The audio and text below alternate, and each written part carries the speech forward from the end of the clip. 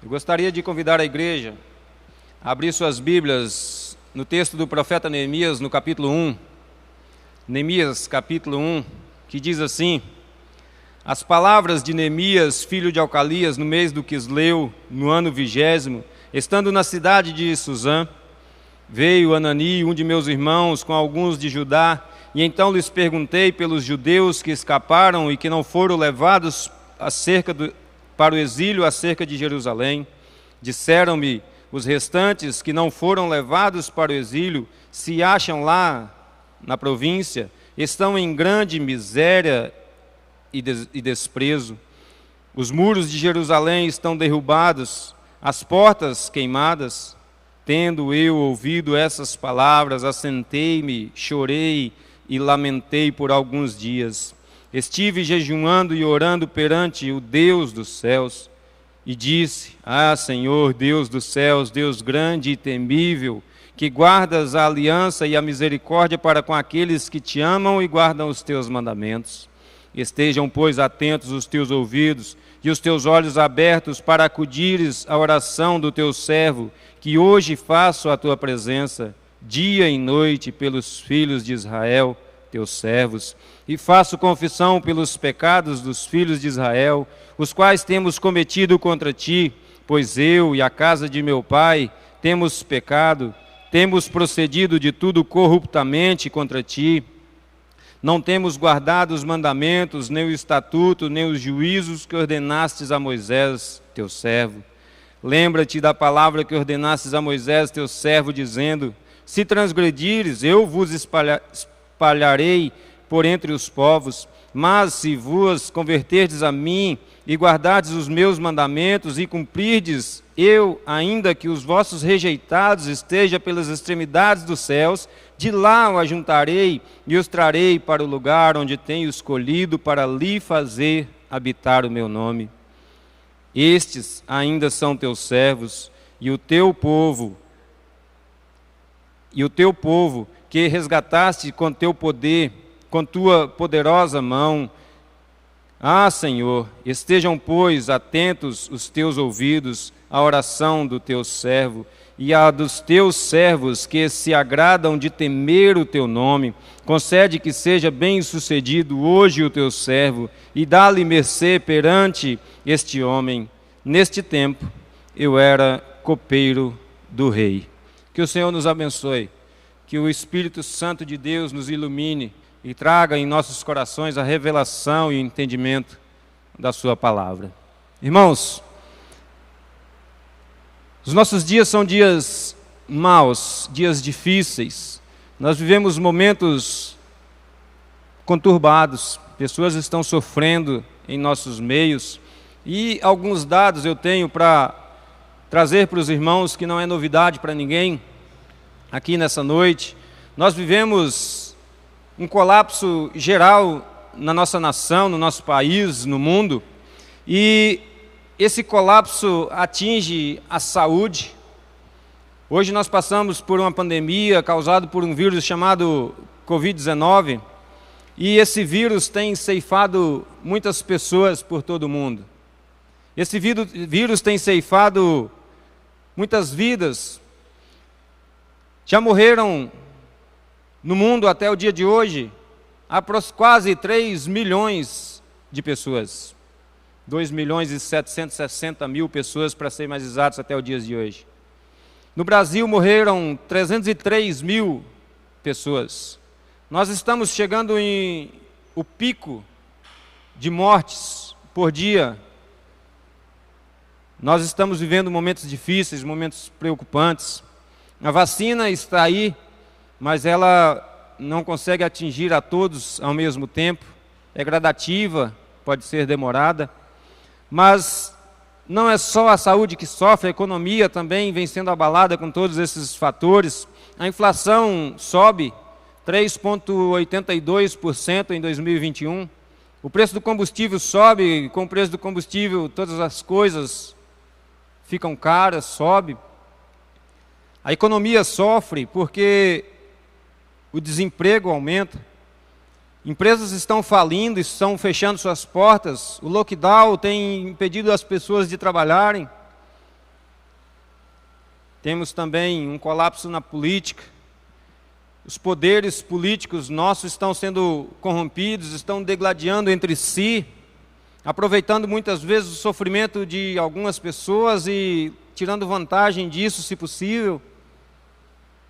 Nós vivemos momentos difíceis, momentos conturbados na nossa história, na nossa vida, momentos que muitas vezes nenhum de nós nunca passamos.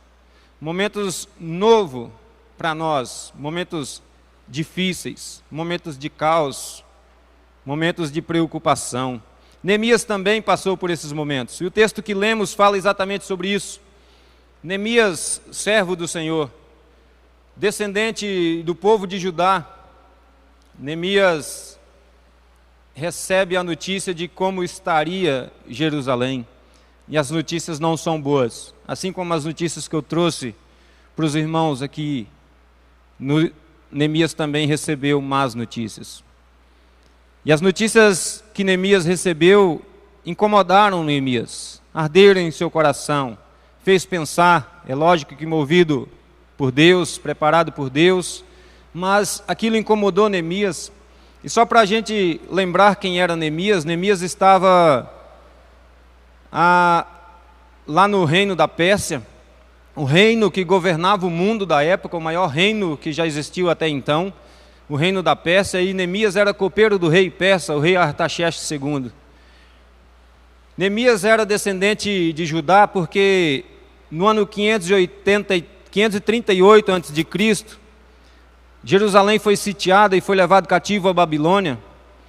E passaram alguns anos, 51 anos, levanta-se a Pérsia e domina sobre a Babilônia, e eles são liberados para voltar para Jerusalém, mas eles voltavam gradativamente. Era difícil voltar para Jerusalém destruída. Neemias aparece 90 anos depois dessa liberação. 90 anos depois que o rei Ciro libera os judeus para voltar para suas terras. Neemias, então, ele aparece aqui 140 anos depois do cativeiro da Babilônia. Neemias era apenas herdeiro de nome desse povo, mas mesmo assim ele se incomoda com as más notícias. E as más notícias estão lá no versículo 3. Acompanhe comigo, versículo 3. A parte B do versículo eu vou ler apenas. E faço confissão,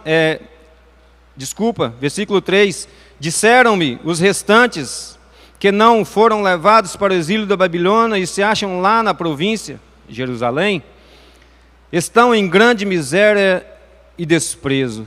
Os muros de Jerusalém estão derribados e suas portas queimadas. Essa era a situação do povo em Jerusalém: desprezo, miséria, sofrimento.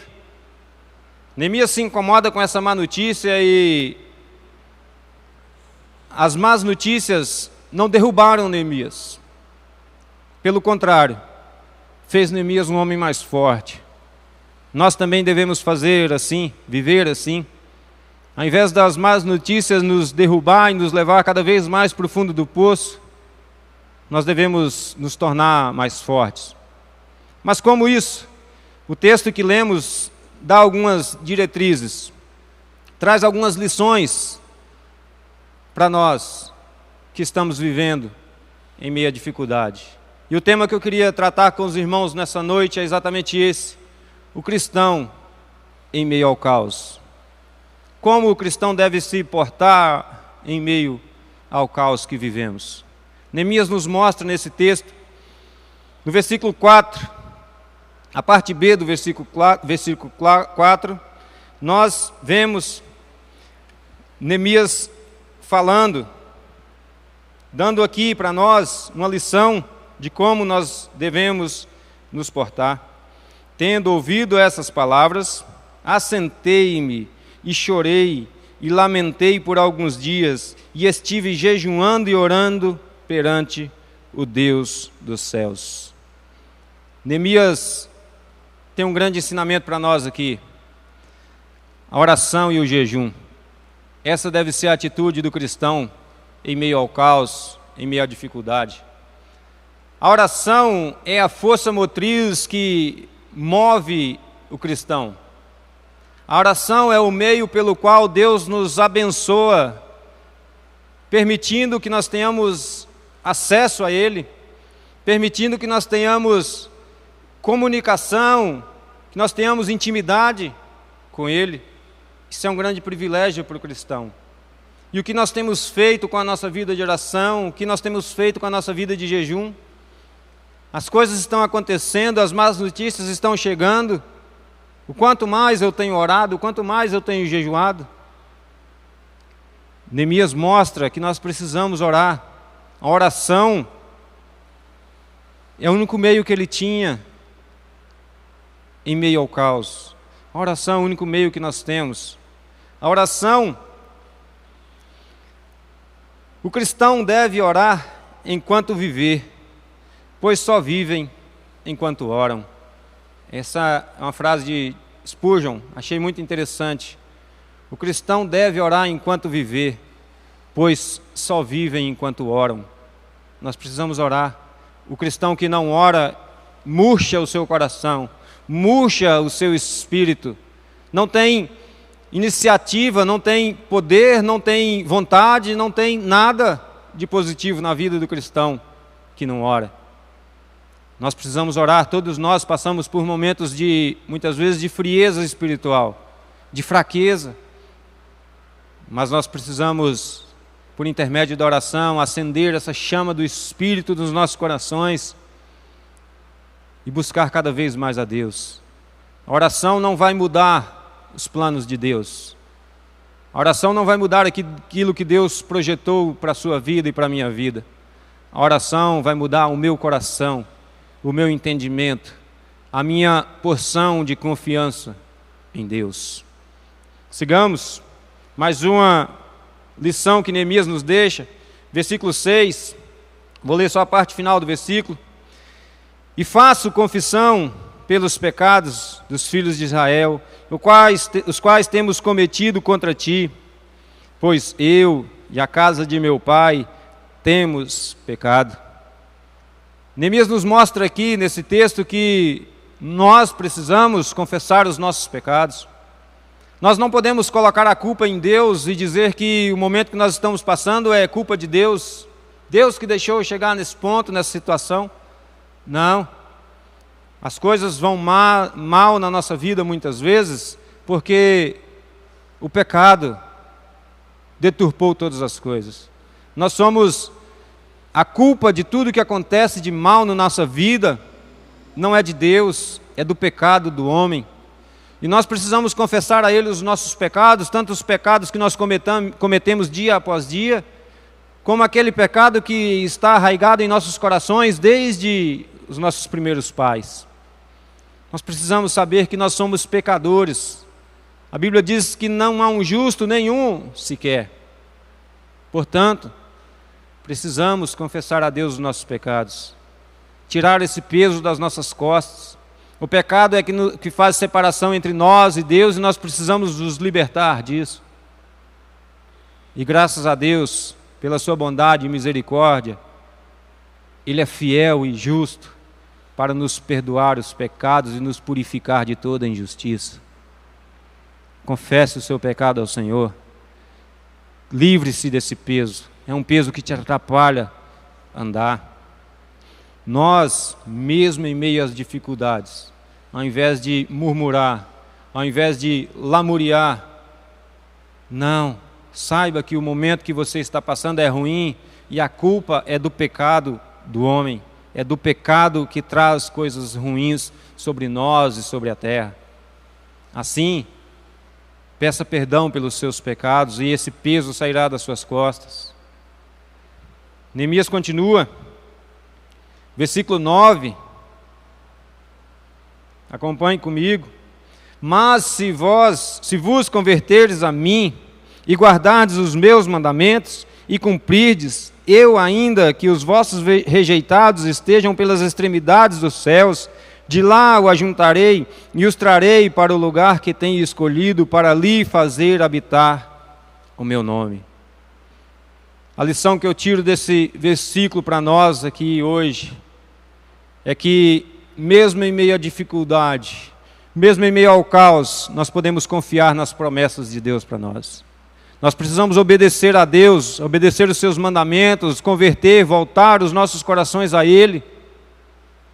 Converter aqui é mudar a direção. Nós caminhávamos a passos largos para o inferno, mas nós precisamos mudar de direção e caminhar em direção a Deus, obedecendo a Sua palavra, crendo que Deus vai nos abençoar, crendo nas promessas de Deus que Ele nos fez, a qual Ele é fiel para cumprir na sua vida. Não duvide das promessas de Deus, não duvide daquilo que Deus prometeu fazer. Deus prometeu ajuntar novamente o povo de Israel, se eles obedecessem a sua palavra. Nós precisamos obedecer a Deus, confiar em suas promessas, porque é essa confiança em suas promessas que nos mantém vivos em meio às dificuldades. É essa confiança que nos fortalece, essa confiança que nos dá a certeza de termos um amparo de Deus. Nós precisamos ter esperança nas promessas de Deus. E tudo que nós vemos aqui até agora, esse texto que lemos, essas explicações que eu trouxe, era de Neemias se preparando para pedir autorização para o rei para poder voltar para Jerusalém. E ele tinha o desejo de voltar para Jerusalém para reconstruir os muros de Jerusalém que estavam destruídos. Muralhas, uma tarefa difícil, mas Neemias estava disposto a fazer. Nessa época de Neemias, o templo já havia sido reconstruído. Longe de ser o templo primeiro, a primeira pompa, mas ele já funcionava, ele já tinha sido reconstruído.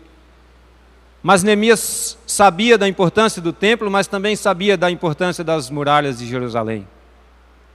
O templo significava o sacrifício, significava o holocausto, significava o sacerdote intercedendo pelo povo. O templo significava o meio de purificação do povo, o templo significava a reconciliação, o perdão. No templo tinha um véu que separava a presença de Deus do povo, um véu espesso, e Deus não tinha acesso com esse povo, não tinha ligação com esse povo não tinha ligação com Deus, e tudo era feito por intermédio do sacerdote, por intermédio do sacrifício, no Santo dos Santos. Os muros de Jerusalém significavam proteção mais do que proteção militar, bélica. Oferecia proteção religiosa e espiritual para aquele povo. Lembrando que Jerusalém foi tomada e sitiada por Babilônia como castigo de Deus porque eles adoraram a outros deuses. E esse era o medo que Neemias tinha, deles voltarem a adorar outros deuses. E para que isso não acontecesse, Neemias sabia da necessidade das muralhas. Os muros de Jerusalém protegiam o povo. Dentro de Jerusalém só se cultuava um Deus. Com as muralhas reconstruídas, todos aqueles que adoravam outros deuses, todos aqueles que tinham outras origens foram expulsos de Jerusalém, para que dentro de Jerusalém adorassem ao único Deus, o Deus de Israel. Essa era a importância das muralhas. Por que construir os muros? Por isso, para proteger a vida espiritual daquele povo. Nós estamos nessa mesma condição, adorando a um único Deus e vivendo em meio ao mundo pecaminoso. Mas nós temos um privilégio, porque Cristo veio fazer todas essas coisas por nós. Cristo é o sacrifício, Cristo é o holocausto, Cristo é o sacerdote. É Cristo que traz perdão, paz, reconciliação do homem pecador, que é justificado pelo sangue de Cristo diante de Deus, um Deus santo, poderoso, que não pode conviver com o pecado. É o sangue de Cristo que protege aqueles pelos quais Ele morreu na cruz do Calvário. Não é mais muralhas, mas pelo sangue de Cristo nós somos protegidos e nós vivemos os nossos dias sabendo que nada poderá nos separar do amor de Cristo. Aqueles a quem o Pai me deu, ninguém poderá tomar. Cristo é o nosso templo, Cristo é a nossa muralha, é Cristo que nos purifica. E por intermédio do sacrifício de Cristo, nós somos levados diante do Pai, justificados por Ele, pelo sangue dEle. Nós somos adotados como filhos, co-herdeiros com Cristo. Essa é a melhor notícia que o cristão pode receber em meio a más notícias de um mundo em caos. Essa é a mensagem que eu queria deixar para você nessa noite, meu irmão. Que você valorize o sacrifício de Cristo na cruz. Ele é o único pelo qual nós podemos ser salvos da morte eterna e do pecado que nos arrastava para lá. É o sacrifício de Cristo que nos liberta. É o sacrifício de Cristo que nos faz livres quando nós éramos prisioneiros.